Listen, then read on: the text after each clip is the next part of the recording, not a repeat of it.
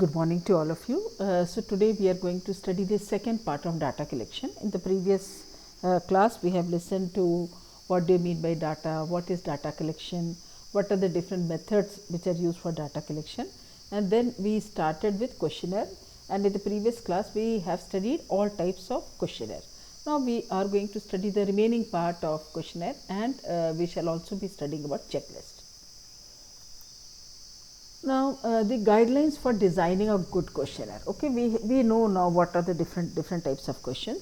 Now what are the points to be kept in mind while designing a good questionnaire? For that, first is the questionnaire must be developed exactly in accordance with study objectives. Okay, now what is the meaning of this? जो objective है उसके हिसाब से ही question set करना है. I will give you an example. In the previous class we selected a topic, a study to assess the prevalence of anemia and knowledge of mothers in a particular village. Okay, so now what is the objective? First is objective to study to assess the prevalence of anemia. Okay, second is to assess the knowledge of anemia. So these are the two objectives. Now questionnaire must be developed in accordance to study objective. Now these are the objectives. Now how do you assess the questions? Now you frame some questions about anemia.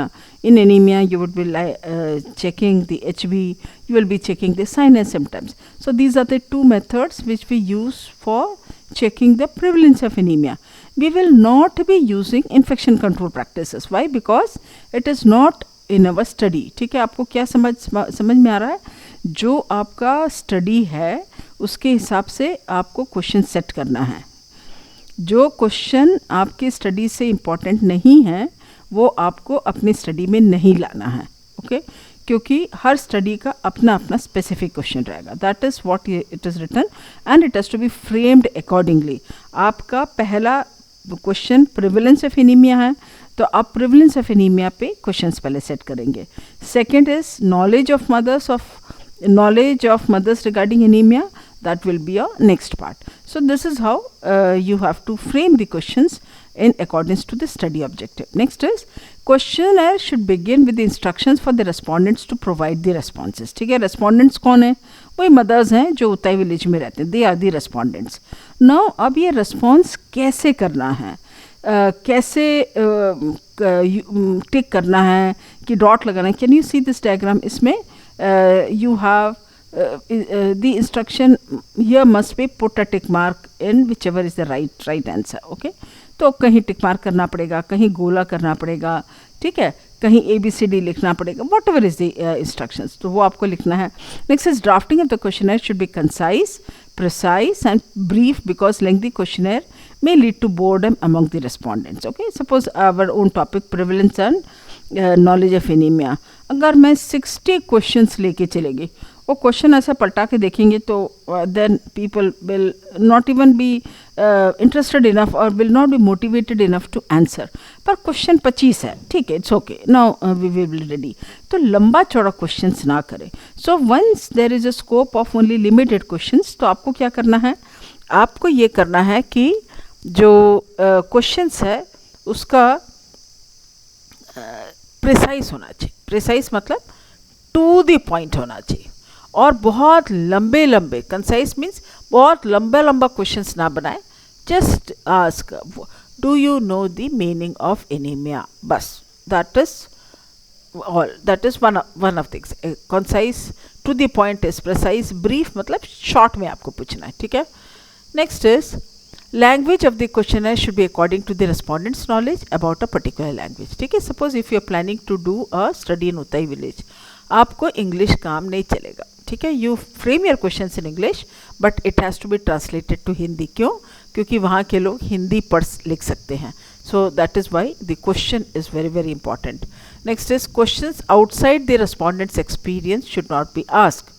ठीक है, अगर आप interested हैं कुछ ऐसी बात जिससे respondents are not aware, तो जैसे अगर आप पूछेंगे भाई खून जांच हुआ है, they will be able to understand. Okay, फिर they are living in a village जहाँ पे CT स्कैन वगैरह का रिस्पॉन्स नहीं है।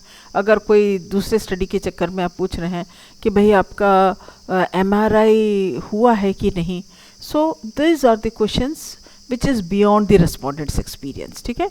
तो जो रेस्पोंडेंट्स के एक्सपीरियंस के बियॉन्ड है, that should not be asked, okay. Next is, in asking questions about past events, too much reliance should not be placed on respondents' memory. ऐसा कोई क्वेश्चन मत पूछे जिसमें उनको बहुत पुराना बात याद करके बताना हो. So don't ask such questions where a person has to think of many months or years before. तो ऐसे में क्या होगा? There are chances that people may have forgotten something. Then questionnaire should be very clear and simple. Okay, बिल्कुल clear होना चाहिए what you are asking, how it has to be answered, till what date they have to submit, everything. So that is very clear and simple. Avoid professional jargons. ठीक है, जैसे we know that in anemia one of the symptom is anorexia.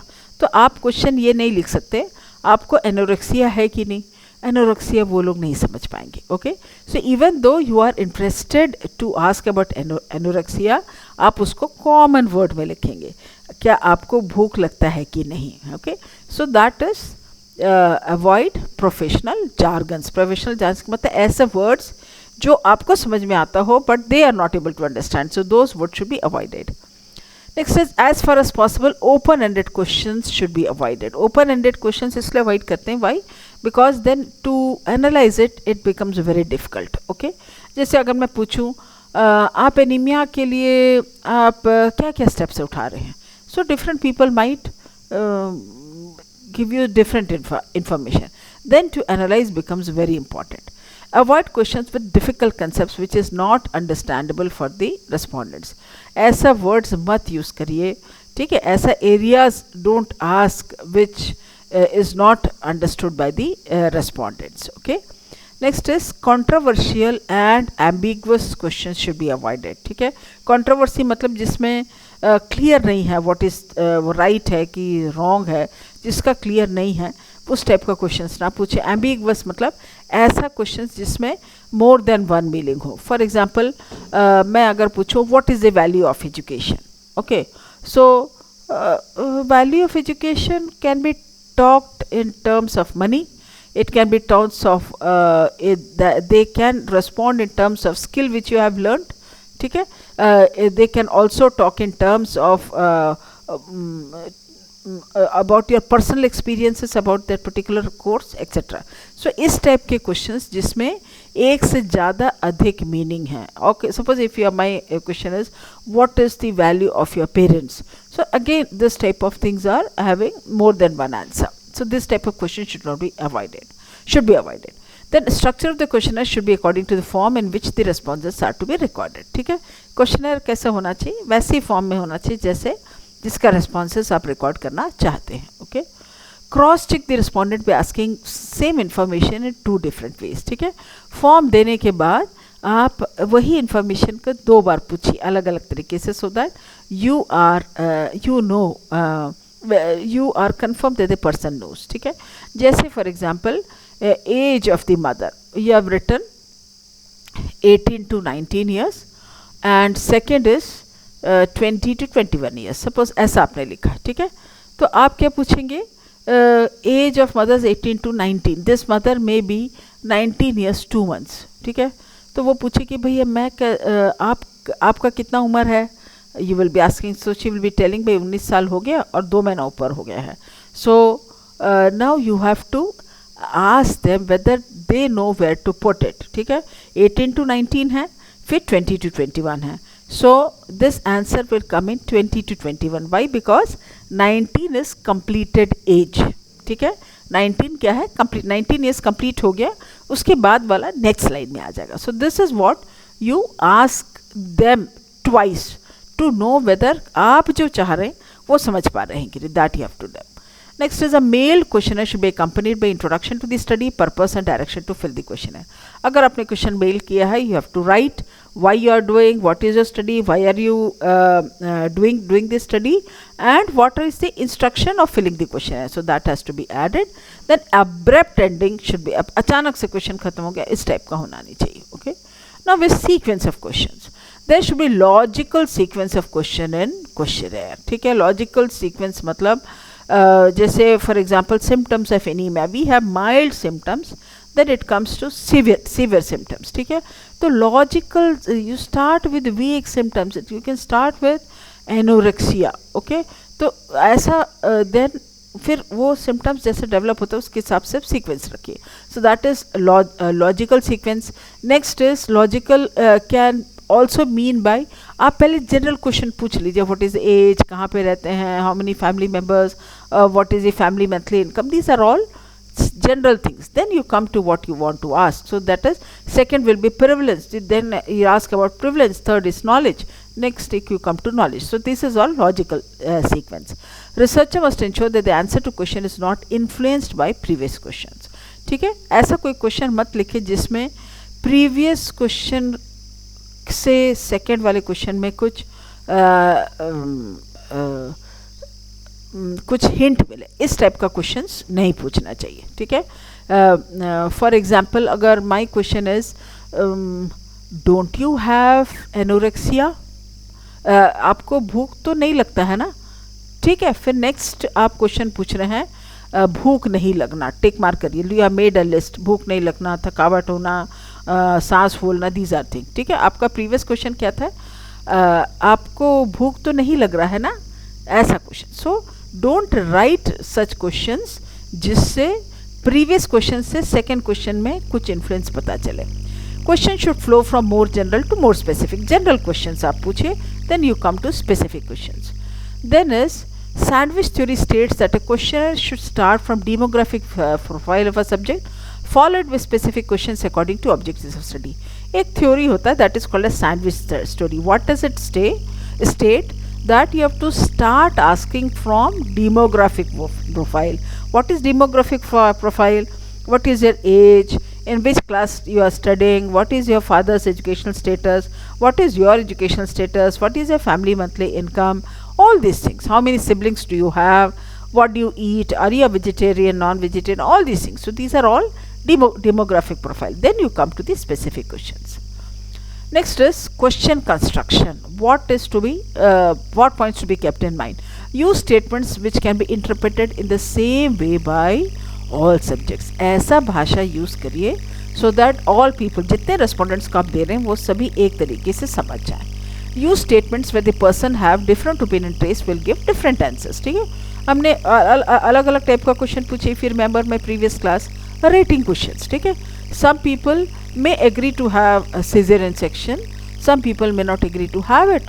So use statements जिसका अलग अलग opinion है वो अलग अलग आंसर देने लायक आप क्वेश्चन आपको बनाना है. Avoid double barrel questions. What is double barrel? दो क्वेश्चन एक साथ करना, that is double barrel. For example, are you satisfied with pay and allowances. ठीक है, आपको जो तनख्वाह और एलिवेंस मिल रहा है उससे सेटिस्फाइड हैं. Now some people may be satisfied with pay but may not be satisfied with allowances. Some people are satisfied with allowances, भाई मंथली इतना इतना मिल रहा है, दैट इज़ ओके, पर पे से मैं खुश नहीं हूँ. So don't combine two things because people may agree with one part and may not agree with other part. तो इसलिए दो चीज़ एक साथ नहीं पूछना है. Avoid leading loaded ambiguous questions. तो ऐसा leading questions जिससे next question का आंसर में पता चल रहा हो, ऐसा questions ना पूछें. ऐसा questions ना पूछें जिससे एक से अधिक आंसर हो सकता. So and long questions should be avoided. Okay. Now the questions researcher must consider before developing a question. First is sample. क्या क्या दिमाग में रखना है, कौन है जिससे पूछना है.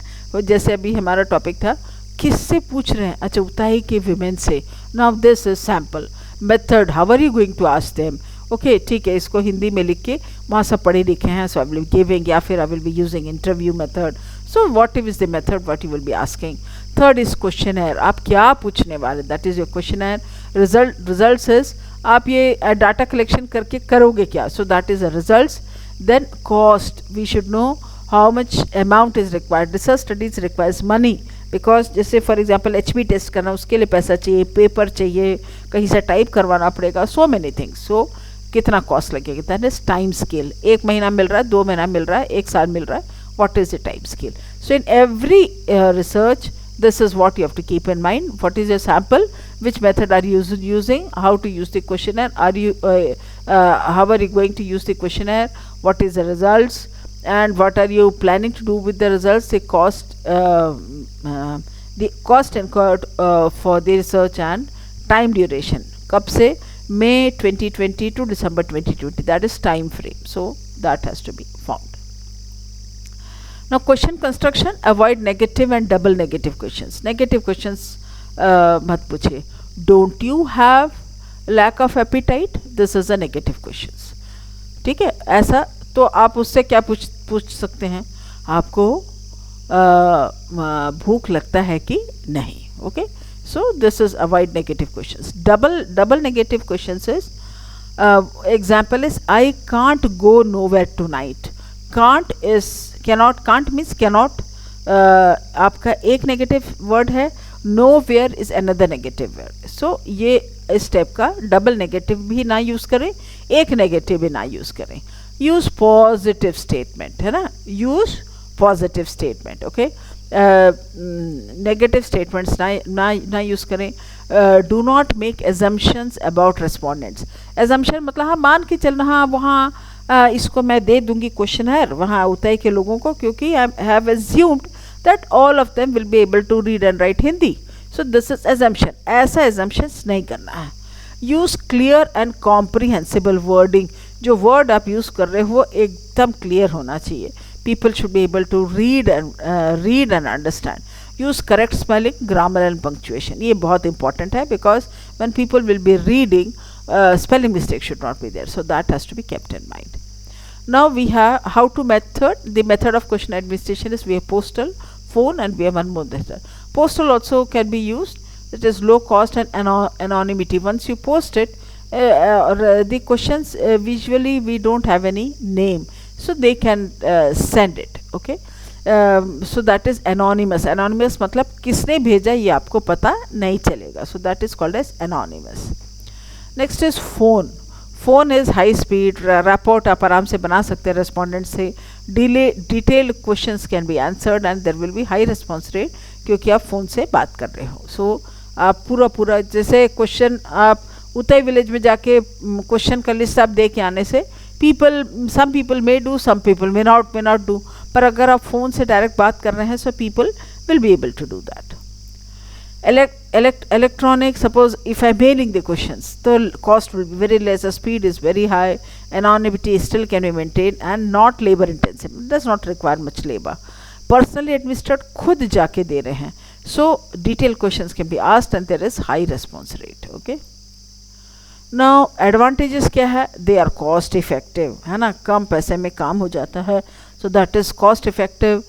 Easy to analyze, it requires less time and energy to administer. एक बार questions बन गया तो फिर आपका काम बहुत आसान है. Offer the possibility of anonymity. Why? Because we don't ask the person to write their name, तो इसलिए anonymous बिल्कुल रह सकता है. They reduce bias and interviewer as interviewer is not present. आप questionnaire दे रहे हैं, मेल कर रहे हैं या पोस्टल कर रहे हैं, you are not directly present there, तो इसीलिए बायस होने का चांसेस नहीं. बायस मतलब जैसे फॉर एग्जांपल अगर मैं वहीं बैठूंगी तो फिर they will be putting the answers और I may be able to influence the answers. ठीक है, तो इसीलिए बायसनेस आ सकता है. ठीक है, बायस मतलब partial. Questionnaires are used for large sample size, हम यूज़ कर सकते हैं. They are less intrusive than phone और face to face interview. Intrusive मतलब हम लोग क्योंकि वहाँ सामने नहीं है, so they can answer it with leisure. और एकदम फेस टू फेस इंटरव्यू में we can be intrusive. Intrusive मतलब उनके मन में जो ख्याल है वो भी सब हम पता कर सकते हैं. So they are less intrusive. Questionnaires are less intrusive. Now what are the disadvantages? The questionnaires are not suitable for children, blind and illiterates, because children will not be able to read it. Blind will not be able to read it. Illiterate again will not be able to read it, understand. The response rate is low because suppose if we give to 100 people, may 70 may respond, 30 may not respond. Questionnaire sent by mail may be filled by someone other than the intended person. आप mail कर रहे हैं पर somebody else may be answering, you cannot help them. Then probing of response is not possible. आप और depth में नहीं जा सकते हैं. There are chances for misinterpretation. Misinterpretation मतलब डाउट होने का चांसेस है, then people can lie and answer the question vaguely, persons लोग झूठ बोल सकते हैं, ठीक है। सो इस टाइप का वेग आंसर्स भी मिल सकता है। Now what is the conclusion? Questionnaires provide a relatively cheap, quick and efficient way of obtaining large amount of information from large number of sample. Very quick and cheap. Once you frame the questions, photocopy kiya de diya, your job is over. Questionnaire can be effective means of measuring the behavior, attitude, preferences, opinions and intentions of relatively large number of subjects more cheaply and quickly than other method. ठीक है, हम लोग questionnaire के द्वारा attitude, behavior, preferences, all these things can be found out, okay, quickly than other methods. Now we are going to study, we have completed questionnaire. Now we are coming to checklist. Second वाला method है checklist, okay. Now what is checklist? ये tick mark दिख रहा है, इसी को बोलते हैं checklist. You have some fixed responses और उसके हिसाब से आप टिक मार्क करेंगे. It is one of the most commonly used instruments for performance evaluation. For example, somebody is doing a dressing. Suppose if I am the researcher, I am interested to know the number of BSc Nursing third year students. Suppose my topic is study to assess the knowledge and practice of BSc Nursing third year students in relation to dressing, bedsore dressing, ठीक है. So bedsore dressing has certain steps. तो I am interested to know कि कौन सा बच्चा कौन कौन से steps follow किया. So a checklist is one of the most common thing. You make a list what is to be seen, और अगर वो किया, so for example your first step is explain the procedure to the patient, अगर किया you put a tick mark. So it is that way, okay. आप tick mark करते हैं, आप क्या देखना चाहते हैं, you make a list and then you will be put a tick mark. The checklist enables the observer to note only whether or not a trait is present. Hand washing किया कि नहीं किया, एक्सप्लेन किया कि नहीं किया. So this is what we are interested to know. तो checklist से क्या पता चलेगा वो किया कि नहीं किया. Next is consist of listing of not listing, here will be listing of steps, activities and behaviours which the observer records when an incident occurs. तो इसमें क्या है, you make a list. Suppose somebody is doing a bedsore dressing, आप एक list बना के आप check कर रहे हैं, okay. It can be steps, it can be activities, it can bee behaviour, okay. All this things can be a checklist can be used. A observer has to judge whether certain behavior has taken place. Now in healthcare setting, checklist is commonly used to list of patients' behavior associated with particular nursing intervention and assessor to check or tick within the space provided whether or not those particular behaviors occurred or not, okay. तो आप usually healthcare setting में आप क्या करते हैं, we are interested to know about list of patients behaviors, okay. Patients behaviors मतलब for example आपने post operative patients को pre operative period में ही deep breathing exercise सिखाया, okay. Now you are interested to know whether the patient is doing it or not. तो आप क्या करेंगे, you make a list, ठीक है. And what is a nursing intervention, you have taught them a deep breathing exercise. फिर आप check कर रहे हैं कि वाकई में वो पर्सन डीप ब्रीदिंग एक्सरसाइज कर रहा है कि नहीं कर रहा है ठीक से कर रहा है कि नहीं, एंड कितने बार किया, all these things can be ordered, ठीक है. तो हेल्थ केयर सेटिंग में हम चेकलिस्ट किस लिए यूज़ करते हैं, we are interested to know you have done some nursing intervention, you are interested to know the resultant behaviour after listening to this the deep breathing exercises, explaining, maybe you may have shown a video, is the patient actually doing it or not. तो ये आप checklist use कर सकते हैं. We have made a table for this. Now what is the definition? A checklist is a simple instrument consisting of prepared list of expected items of performance or attributes which are checked by the researcher for their presence. Checked मतलब putting a tick mark, okay. तो checklist kits are very simple instruments. Expected items of performance, आप bedsore dressing का कर रहे हैं, you will not be including steps of some other procedure. आप mouth wash के steps add नहीं करेंगे.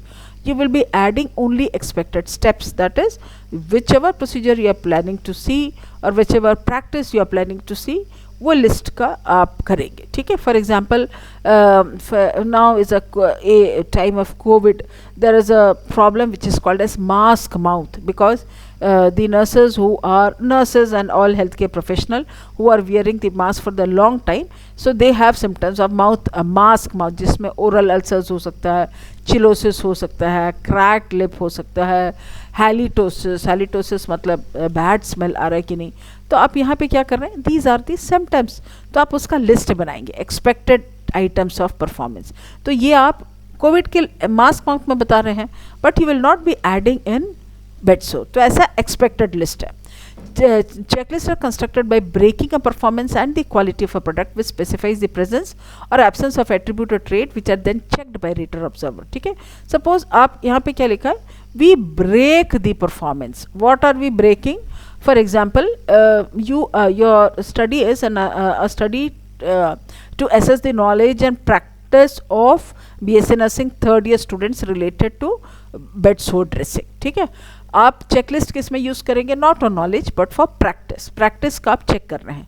तो what are you doing, you are breaking that procedure into different parts. ठीक है. प्रिपरेशन फॉर ड्रेसिंग, उसमें कुछ क्वेश्चंस होगा, आप के शीट चेक किए कि नहीं, योर ड्रेसिंग ट्रेवलेबल है कि नहीं, उसका डेट चेक किए कि नहीं, सामान पूरे एक साथ आप लाए कि नहीं, do you have trays for sterile and unsterile या clean items.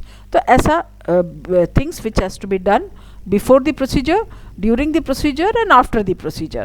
So these are what you are doing, you are breaking that procedure into different parts. So that is called as, and then once you are broken and once you are broken, फिर आप check करेंगे कि वो आपने suppose आपका last था recording in the case sheet हुआ है कि नहीं, तो यू ऐड इन दैट, फिर आप चेक करेंगे रिकॉर्ड हुआ कि नहीं. रिकॉर्ड हुआ तो you put a tick mark, if it is not recorded you put a cross mark. Now what are the characteristics? Observe one, respond at one time. आप एक साथ 2 3 4 नहीं कर सकते. एक सेंटेंस में hand washing before the procedure, this is one thing. You will not be adding checking in the case sheet, that is second one. So observe one, respond at a time. So clearly specify the characters of behavior to be observed. आप क्या exactly देखना चाह रहे हैं, please be very specific so that unnecessary confusions can be avoided. Use only carefully prepared checklist to avoid more complex tasks. ठीक है. Use simple things which is very easy to understand and frame accordingly. Observer should be trained to observe on how to record the observer behavior. आप suppose if it is a large study जिसमें आपको बहुत चीज़ study करना है. I will give you an example. Suppose my study is a study to assess the prevalence of leprosy in a specified population. ठीक है. Leprosy अगर मुझे पूरा भिलाई में पता करना है, ठीक है, तो one person cannot do that because population of Bhilai is very huge in lakhs. So one person cannot do it. So what I need to do is I have to train some people. I have to have some pictures. Pictures by ये picture on different types of leprosy. I have to give them training. I have to have some pictures and then फिर हम दिखाएंगे pictures दिखा के ये है कि नहीं, फिर वो टिक मार्क करेंगे. So the observer should be trained to observe what is to be recorded and maybe skin lesions, maybe some behavior, maybe some response, can be anything. ठीक है. और depending on your topic of study आप ये check करेंगे. ठीक है. Next is use checklist only when you are interested in calculating a particular characteristics. आप कुछ characteristics पता करने चाह रहे हैं, then you use a checklist. Okay. Now this checklist for evaluation of students' performance during surgical bracing. See this, ये आपसे आपको इससे clear हो जाएगा. This is for surgical bracing. Explain procedure, collects necessary equipment, arrange equipment for convenient use, prepare the patient, wash his hands, maintain aseptic technique, removes dressing, observe condition of wounds, clean wound, applies dressing, removes equipment, make patient comfortable, complete the charting, take care of equipment. So these are the behaviors. तो आप क्या क्या करेंगे? Explain procedure किया तो put a tick mark here, नहीं किया तो वो no में tick mark होगा. ठीक है. Put हम लोग क्या लिखें यहाँ पे, place for tick mark. Suppose if the person has explained the procedure, आप yes में tick mark करेंगे. If the person has not explained the procedure, then you will put a tick mark on no. ठीक है. तो इस type का then you have a place for remarks जिसमें आप कुछ additional information डाल सकते हैं. ठीक है. Any extra information which you need to ask, write, you can write in remarks. Now construction of a checklist. While constructing or preparing, the following points to be kept in mind. First is express each item in clear simple language. अभी हमने previous list देखा, there was no confusion, अच्छे से एकदम clear होना चाहिए. Then इस आप लिखने के पहले, before you make a checklist, please do a review of literature. For example, if I am making a list of dressing of bed sore, so I should know what is the exact procedure. For that I need to study different books, make a list, check it, and make it as best as possible so that all steps are included and nothing is left out. तो मैं अपने दिमाग से याद करके नहीं बनाऊंगी. I have to study the topic of dressing nicely from different books, फिर एक कॉमन चीज़ सेट करके then you make a list. तो दैट इज़ वाई यहाँ के लिखा है इंटेंसिव सर्वे ऑफ लिटरेचर. ठीक है, इंटेंसिव सर्वे ऑफ लिटरेचर है कि नहीं. जैसे for example I will take that same example, anaemia, prevalence of anaemia. भाई एनीमिया का चेकलिस्ट बताने के लिए मुझे देखना पड़ेगा कि उसका क्या क्या सिम्टम्स है. ठीक है, so for that I have to study different books. Maternal anaemia का अलग अलग बुक्स में मुझे स्टडी करना पड़ेगा. सम बुक्स में be mentioning some symptoms, some different studies also you have to, जो मैटरनल एनीमिया में दूसरे लोग स्टडी किए हैं, I have to see those list and then we make. So that is why it is I have to do a very extensive survey of literature. then I finalize पे इस type का checklist मुझे बनाना है. ठीक है, then items of checklist may be continuous or divided. अभी जैसे अभी मैंने जो प्रीवियस बताया था, this is a continuous checklist, इसमें डिवीजन नहीं है. But what I can do is I can even have divisions before the procedure, during the procedure, after the procedure. So I can have divisions also. Okay, so or it can be divided to groups of related items. Next is these items, these list of items are formulated on the basis of judgment of experts, and each item is evaluated in respect of number of favorable or unfavorable responses. ठीक है, देखो I will just use this example. See, this is एक suppose roll number 1 का मैंने ये check किया. Okay, now is कुछ tick mark yes में रहेगा, कुछ टिक मार्क no में रहेगा. ओके, तो मुझे लिस्ट बनाना पड़ेगा. yes में out of 14 8 में yes आया, no में मे बी 5 आया. ओके, तो I will write 8 and then 5. तो I have to make a calculations कि yes में कितना आया है, no में कितना आया, and based on that I will put marks. Suppose मेरा क्राइटेरिया है कि जितना yes है that carries 1 mark and no carries 0 mark. तो सपोज 5 नो में है तो 5 इंटू 0 इज 0. येस में 8 मार्क्स है तो 8 into 1 is 1. Okay, so this is how I make it 8/40. ठीक है, suppose if your scoring criteria is yes में 2 मार्क्स एंड नो में 1 मार्क, तो व्हाट आई विल डू, 8 यहाँ था तो 8 इंटू 2 इज 16, नो में 5 था, 5 into 1 is 5. So I will make 16 plus 5. So then I will make a total. Okay. So 14 into 2 is 28. So I will make the total out of 28. तो इस type का हमको check करना है. Okay. So that is what is written here. These list of items are formulated on the basis of judgment, and each item is evaluated in respect of favorable and unfavorable. यहाँ पे favorable क्या है, yes है, unfavorable is no. Avoid negative statements whenever possible. जितना possible हो सके, please write positive sentences. Don't use not या don't. Avoid lifting statements verbatim from the text. Not text, either text. वर्बैटिम मतलब टेक्स्ट बुक में जैसा लिखा वैसे ही वर्ड्स मत डालिएगा, because it will be difficult for sometimes it may be difficult for the respondents. Okay, suppose anemia क्या, suppose if you are checking among maybe nursing students, prevalence of anemia in nursing students, if I used medical words कोई दिक्कत नहीं, anorexia if I write they will be able to understand. ठीक है, anorexia is what is written in the book, but I can use if I am using for nursing students, but anorexia cannot be used. Suppose if the study is done in among village women, so that is why avoid lifting statements verbatim, मतलब जैसे text book में लिखा same के same words मत डालिए. ensure that each item has clear responses, yes, no है, true, false है, जैसे भी आपको clear cut, मतलब don't have two multiple choices. Review the items, reviews items independently. एक part, hand washing, yes it is complete. Next anorexia, yes it is complete. तो ऐसा एक aspect को complete करते हुए जाना. Checklist must have the quality of completeness और कॉम्प्रिहेसिवनेस. उसका क्या मतलब है? Suppose your topic is symptoms of anaemia. आपने एक दो सिम्टम्स देखा, बाकी सिम्टम्स नहीं देखा, ऐसा नहीं होना चाहिए. You have to include all those aspect. Suppose we are now just give an example of surgical dressing. तो you have included the points to be followed before the procedure and during, but you have not included after the procedure. So that should not be there. So the checklist has to be complete. Now what are the advantages? Checklist allows inter-individual comparisons. क्या मतलब है? Suppose if I have checked for roll number 1, roll number 2 and roll number 10.